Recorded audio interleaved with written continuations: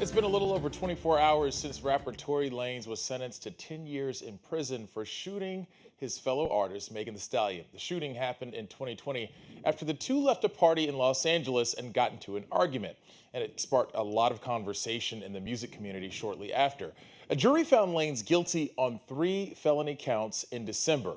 And our next guest is someone who has followed this case from the very beginning. Meghann Cuniff is a legal affairs journalist in Southern California. She attended each day of the trial in LA County and earned national attention for her coverage, especially on Twitter or X, whatever it is we're calling it now. Meghann, thanks for joining us. The sentence is out. Prosecutors wanted 13 years. Lane's defense wanted probation. The judge gave him 10 years in prison.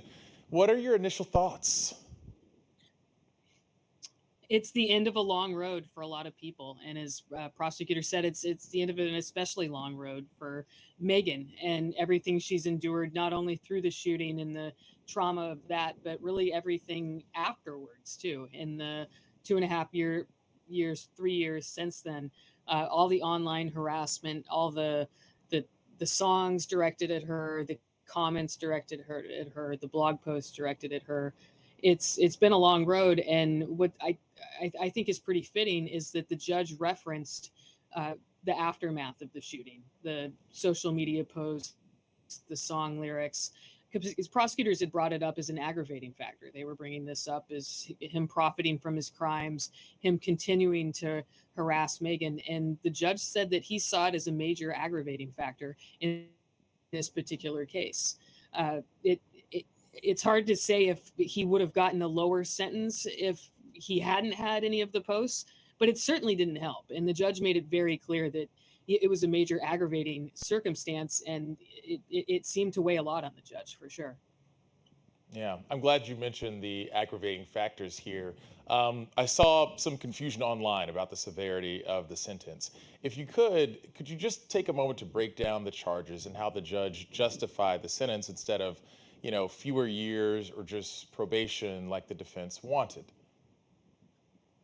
Yeah, I mean, he was legally ineligible for probation. He was presumed ineligible for probation based on the convictions and the aggravating circumstance of great bodily injury and use of a weapon. So it was on the defense to try to show that this was an unusual case and convince the judge to make really what would have been a kind of almost unheard of sentencing decision in a first-degree assault case. So they were trying to make the point that he had post-traumatic stress disorder through childhood trauma and alcohol use disorder that had caused this. But one thing that was interesting was that Lanez does not admit that he shot Meghann. He is still maintaining his innocence, but because the defense attorneys are precluded from arguing innocence in a sentencing hearing, they were approaching it from he's innocent, but if he did do it, it's because of alcohol use.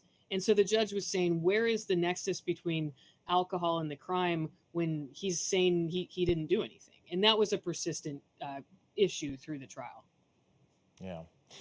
There's also something else that happened throughout the 3 years that between this incident and the trial playing out. There was a time that Meghann wasn't really believed.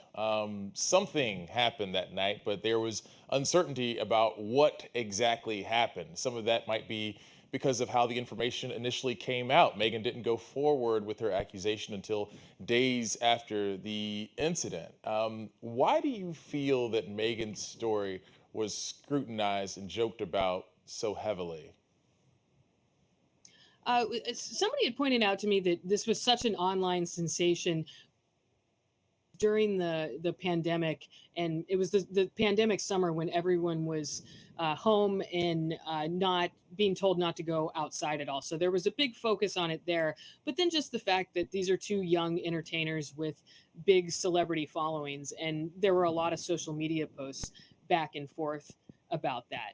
And I did want to. I realized I wanted to address your earlier question about this actual sentence breakdown of what happened, and it was 6 years for the first-degree assault charge, and then 4 years for the enhancements of there were 2 aggravating circumstances of great bodily harm and use of a weapon. So prosecutors had asked for 13 years, but the judge found that under California law, he was obligated to drop one of the aggravators and get it down to the 10 years.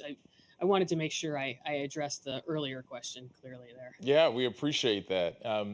It's because of your reporting that so many of us have been able to keep up with this. And, as reporters, we do everything we can to stay out of the story. It's not about us, it's about the people we're reporting on. But this was a little different. On the one hand, there were people who showed you love for your diligence, calling you Megan the reporter.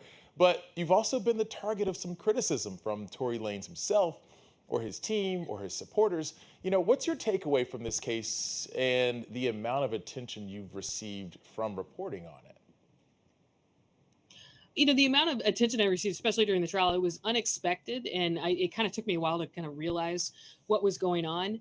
But given the amount of attention just internationally to the case, it isn't all that surprising that there would be some kind of criticism or some kind of backlash on a person who's reporting on it as much as I am. And really, through my own experience, through covering contentious cases or covering criminal defendants in various proceedings and through their trial, it's just kind of comes with the job that you might get this kind of criticism. And it was new to me to have such a big platform of it. And I just remember thinking that, wow, if this is what they're doing to me, and the people that I'm having to block on Twitter because of the vulgarities or that kind of thing, I can't even imagine what Megan Thee Stallion has had to deal with for the last 3 years. I mean, it was almost kind of fitting lesson for a reporter covering this case to realize that just how bad it must have been. Yeah, that's a good bit of perspective, and we appreciate you joining us to kind of break some of this stuff down. Legal affairs journalist Meghann Cuniff,